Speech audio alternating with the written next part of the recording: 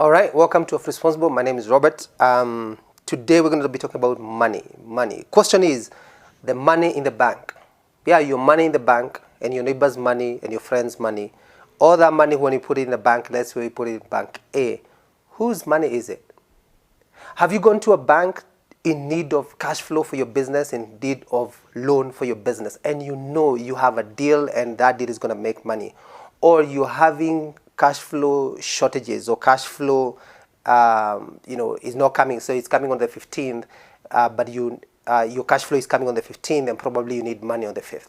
And you just need that mismatch, that gap between the 5th and the 15th, those 10 days, for bank to loan you money. And you go to your bank and they tell you, oh no, sorry, we're not giving loans.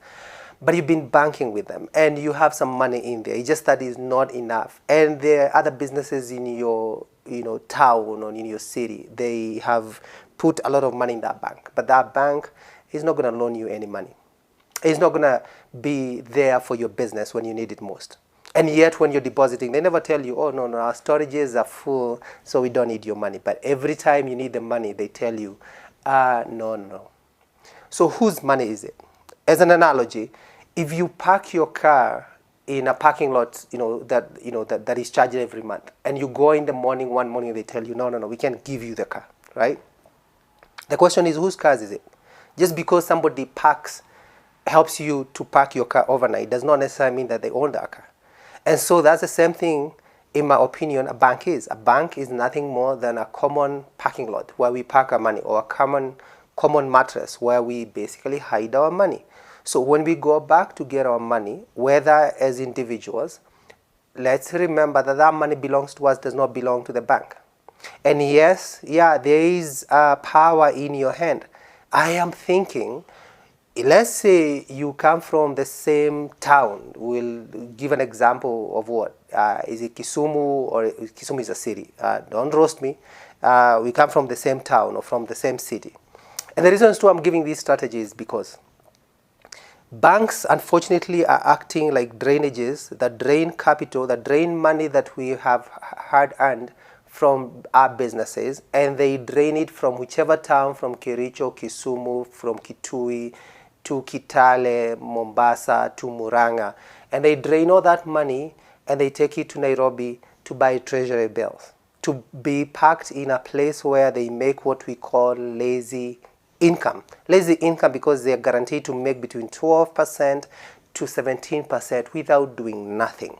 And so they would rather, instead of giving you and doing a little bit of thorough, what we call active investment, where they basically know that they come into your industry, they have to understand your industry a little bit better, if it's farming or if it's marketing, whatever type of business you're in, that the bank, when they loan you money, they should be able to loan you money, and that money requires active management, requires a relationship with the customer, requires understanding the customer. But they would rather invest in lazy assets that guarantees them 17% of income at the end of the year without doing nothing. And so they drain all the money, it's kind of having blood that is being drained from your head, from your legs, and all it's given to only one organ, to your hand, and nothing more. And that hand, or basically your mouth, and all that the mouth does is eat. So they give it to the government, and the government, basically, some of that money is stolen, misappropriated. It is used to buy assets abroad, basically wasting more money and promising more debt, because it has to be dumped from in Kenyan shillings to buy dollars to go buy things abroad. So how do we stop banks from being a network of drainages that drain our hard-earned money? And I don't know whether you can see that, where it collects all that money and takes it to Nairobi, where it is used to buy, to their headquarters. Whatever bank, Bank A, Bank B, Bank C, Bank E, all those banks, that's what they do. They invest in lazy assets. Right? And when they have done a lot, they invest in idle assets. They give, a lot of money to one individual because they own a property, or they are buying big chunks of land to be subdivided to groups of people with land that will never appreciate, or even if it's appreciated, it's in paper, and it's not liquid enough for you to be able to meet your financial needs when it matters most.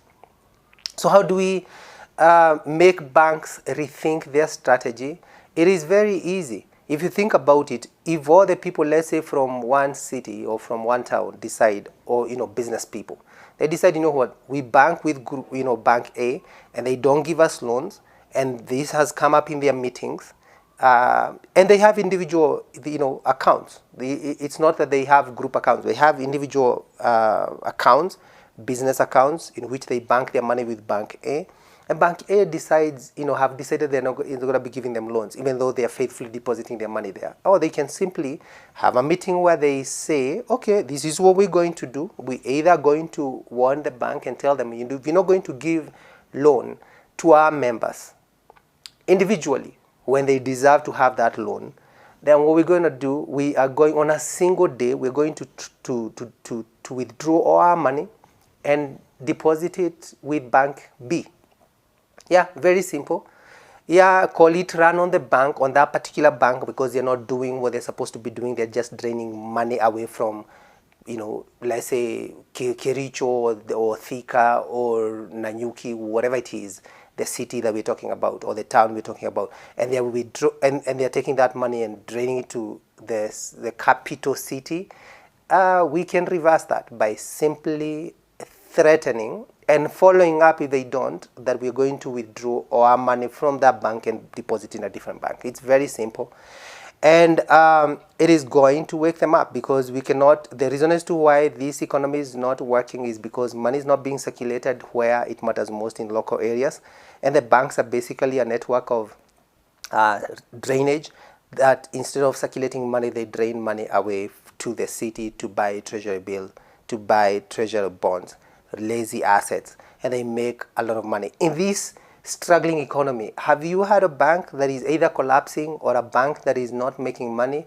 Oh yeah, because they have a dedicated customer. So their job, every bank in this country, for the most part, their job is to collect money for the government, because the government is going to guarantee 17, 16, 15% every year. So they are basically just money drainages to the government. And we can change that. It has nothing to do with law. It has everything to do with the people power, the collective power of people when they understand what that power means. And that power means is that the bank will wake up in a hurry. When you wake up one day and let's say 100 people, and I'm just giving an example, I'm not sure, I'm not saying that people have that kind of money out there, but let's say on average, these people, these businesses are not getting loans. And let's say there are 100 customers, business customers in a location. They, on a daily basis, amongst them, they have about 100, a million shillings as a minimum balance. And that's 100 million that is going to be transferred to another bank. And the bank is going to wake up in a hurry if they realize that they're losing deposits of 100. And imagine if that happened in every town, where if Bank A is not giving loans to local businesses, that's what that is supposed to be. That local business, that local bank is supposed to circulate money, a certain big percentage of that money within that city, within that town. And if it's not doing that, it can be forced to do that. And the force is not a negative force. It's a positive force that forces circulation of money within that town. And that's a good thing. That can never be a bad thing. That's a good thing to make sure that there is financing, there is blood, financial blood that is flowing amongst businesses in local places, instead of having money drained into one customer who sells lazy assets, where banks don't have to do much. They just simply just need to sit down and wait for 365 days, and they have a cool 17%. That can change, and that will change. So if you understand your power, where you have not parked your car somewhere, and the person who owns the parking lot is telling you that it's their car simply because you parked the car there overnight, it is not their car. The same way, it is not their money. Hopefully that makes it clear the power that we have. Who owns the money in your bank? It is yourself, and you can change how that money is circulated within your town and within your city. I've written books concerning this. One of them is Money Circles, is exactly where I'm taking this information from, and you can get them from Nuria. or Amazon, and I've written other books, and they're right here for you. My name is Robert. This is Africa, responsible. Africans being responsible. Thank you for joining us. Have a good day.